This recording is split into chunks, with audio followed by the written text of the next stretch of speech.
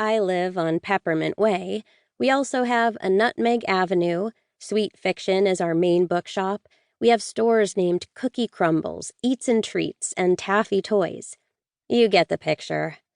And of course, our Chamber of Commerce is always hard at work with one festival or another to keep the cheerful feel of our town alive. Something all of us business owners, well, not me, but my parents, surely, appreciated. The bell over the door jangled, and another local stepped inside, although this one I could have done without. At times I disliked him, while at other times I found myself wondering about him during the day.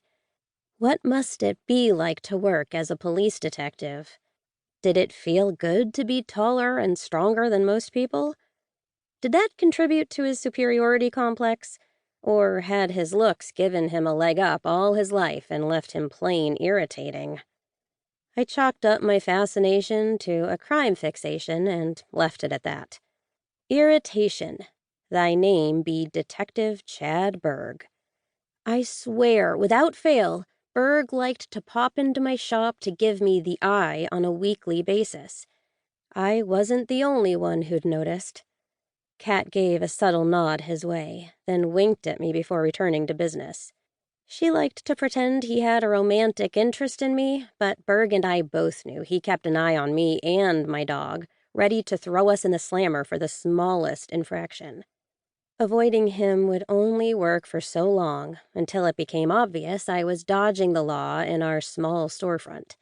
Instead, I put on a bright smile and clasped my hands in front of me, so I wouldn't be tempted to strangle the man. "Well, Detective Berg, what a pleasure. What can we do for you today?"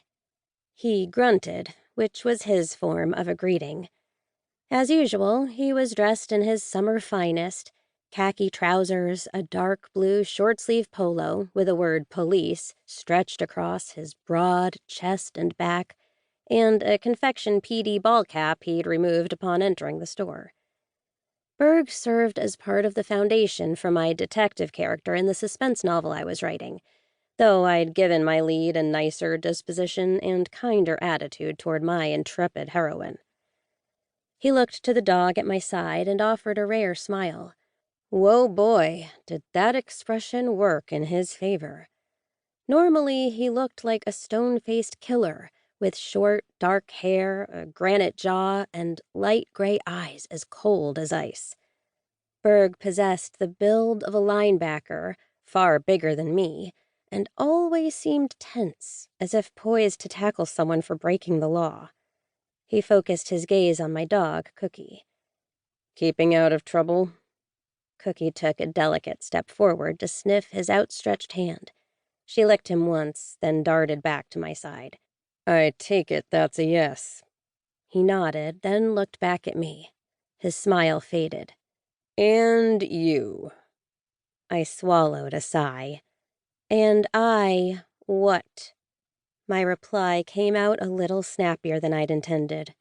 No matter how hard I tried, I couldn't be pleasant with the man for more than a few minutes at a time. I wasn't sure why.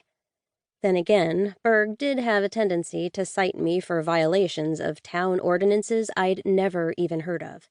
6 months on the force, and he seemed to be everywhere, watching me and my dog break the law, which we never did on purpose, but which he didn't seem to believe. "I was just going to say, you look good without the cast." I glanced at my left arm, noting how much scrawnier my forearm looked compared to my right one. It felt weaker, too, but had healed well thanks to 7 weeks spent in a cast. "Oh, thanks. I still feel funny since my other arm is tan and this one is nearly white, but it's freeing to finally have the cast off." We both paused, remembering what caused my injury. A killer doing his utter best to make sure I never told any tales. "Yeah," Berg frowned. "You need some strength training to build back your endurance and strengthen the bone." "Thanks, doctor." He ignored my sarcasm as usual. "You're most welcome." He glanced at Cookie again. I could almost see him itching to write us up for something and couldn't